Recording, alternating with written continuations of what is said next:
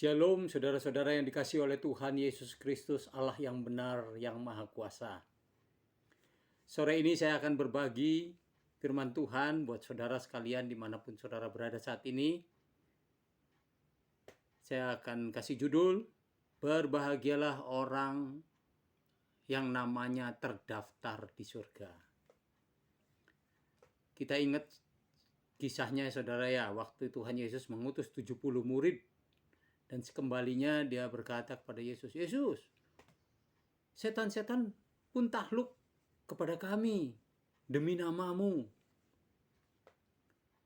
Terus Yesus berkata kepada murid-muridnya, jangan bersukacita karena setan-setan itu takluk kepada kamu, tapi berbahagialah karena namamu ada terdaftar di surga. Oleh sebab itu saudara, bagaimana nama kita terdaftar di surga saudara ya? Sebab banyak orang yang berseru kepada Tuhan, Tuhan. Namun Tuhan Yesus tidak kenal sama mereka. Enyahlah engkau perbuat kejahatan. Oleh sebab itu, mulai hari ini saudara, mari kita bertobat ya. Beri dirimu dibaptis di dalam nama Tuhan Yesus Kristus sesuai kitab suci. Jadi supaya nama saudara terdaftar di surga. Dan ketika saudara berbalik dari cara hidupmu yang sia-sia, dari cara hidupmu yang salah dan yang jahat, itu saudara akan dipimpin kepada seluruh kebenaran. Sebab roh yang Tuhan utus itu untuk menolong saudara bersaksi tentang Yesus yang adalah Allah yang benar itu. Jadi ingat saudara, kalau orang yang percaya itu kepada Yesus Kristus, sebab orang yang beriman itu harus kepada Yesus Kristus. Di 2 Timotius 3 ayat 15 itu, bukan kepada yang lain. Dan ketika saudara percaya kepada Tuhan Yesus Kristus, maka saudara akan diberikan tanda oleh Tuhan Yesus Kristus. Di Markus 16 ayat 17. Ya, tanda-tanda itu akan menyertai saudara. Mengusir setan demi nama Yesus, menyembuhkan orang sakit. Jadi segala kelemahan gitu kan, mengusir segala kelemahan. Itu Tuhan Yesus yang menyertai dan Tuhan Yesus sendiri yang mengerjakannya saudara. Bukan karena kuat dan gagah kita, tapi Tuhan Yesus sendiri yang akan mengerjakannya, baik kemauan dan kemampuan untuk melakukan itu. Sebab di Filipi 2 ayat 13 mengatakan demikian saudara. Jadi kalau orang yang tidak dikenal itu, yang tidak terdaftar namanya di surga, udah jelas-jelas ya. Di sana tertulis juga, kayak di Lukas 10 ayat 25, aku tidak kenal dari mana kamu datang, gitu kan. Tetapi Tuhan berfirman kepada Musa, siapa berdosa kepadaku, nama orang itu yang akan dihapus di dalam kitabku. Dosa apa tuh? Ya, waktu itu dosanya macam-macam ya saudara. Tapi ketika di perjanjian baru ditulis, dosanya itu ditulis perjanjian baru itu orang yang murtad, orang yang menyangkal Roh Kudus atau menghujat Roh Kudus, orang yang bunuh diri, itu yang tidak akan masuk dalam kerajaan surga. Ya, jadi kita tahu orang yang menyangkal Roh Kudus itu gimana sih gitu kan. Oh ya, orang yang pendusta itu gitu kan. Jadi bukan mendustai manusia, tapi mendustai Roh Kudus, menyangkal Roh Kudus juga. Orang yang tidak percaya Yesus Kristus adalah Allah satu-satunya gitu, menduakan Allah, itu kan sebut orang murtad gitu kan. Nah itulah, jadi kita hati-hati saudara ya, belajar kitab suci lagi. Sebab ketika kita percaya, Kita itu dimeteraikan oleh Roh Kudus. Ya, jadi yang kalau orang mengaku bahwa dirinya sudah penuh Roh Kudus tapi menyangkal Yesus itu Allah, Allah itu roh, Yesus itu roh yang sekarang di surga.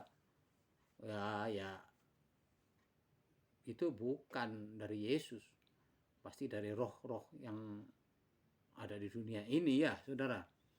Jadi percuma kita teriak-teriak, Tuhan, Tuhan. Tapi namamu tidak terdaftar di surga. Pertobatan juga, dibaptis juga enggak. Gitu kan ya. Tidak dibaptis, tidak percaya Yesus. Oh, orang percaya Tuhan banyak. Di mana-mana orang percaya Tuhan. Tapi Tuhannya namanya siapa nggak tahu gitu ya. Itulah. Jadi suatu kerugian sendiri. Ada orang yang mengandalkan kekuatannya sendiri, kepandaiannya sendiri. Ya, di 1 Korintus 13 ayat 1 sampai 3 itu.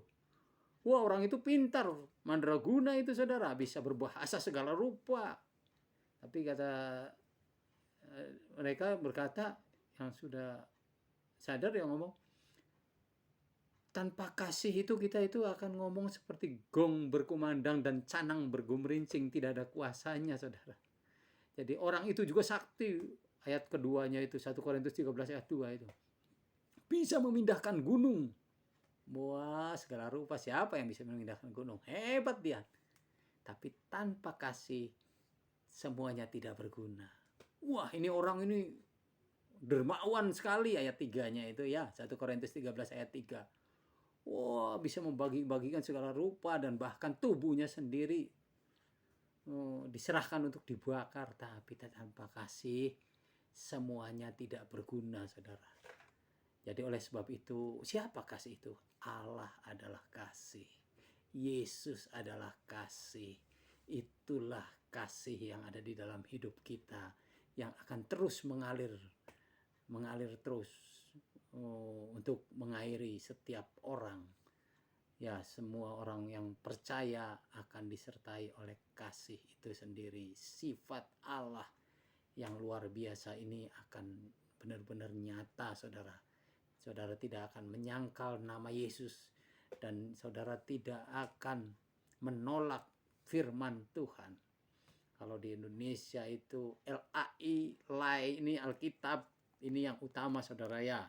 Belum ada yang bisa menumbangkan Alkitab.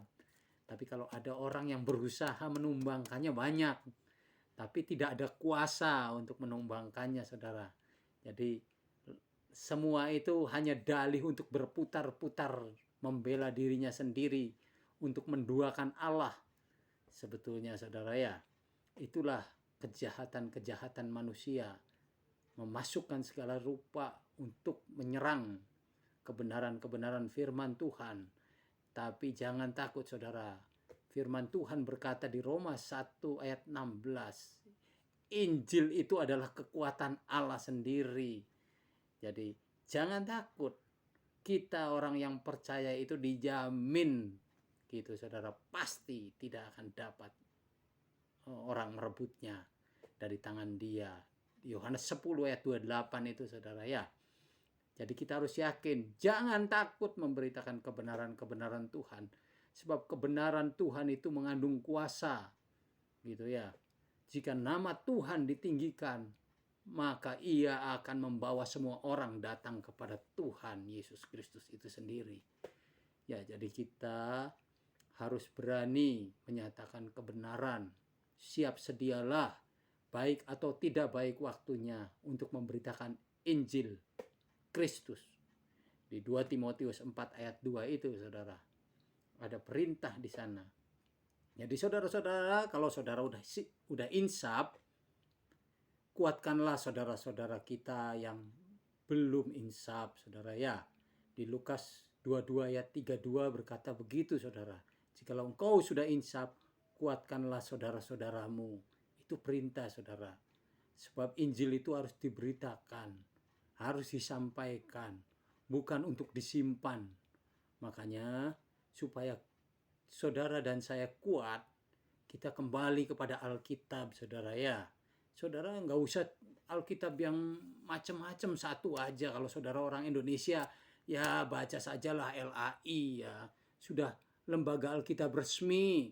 Nanti saudara pusing sendiri dengan bahasa-bahasa lain. Seperti Menara Babel itu.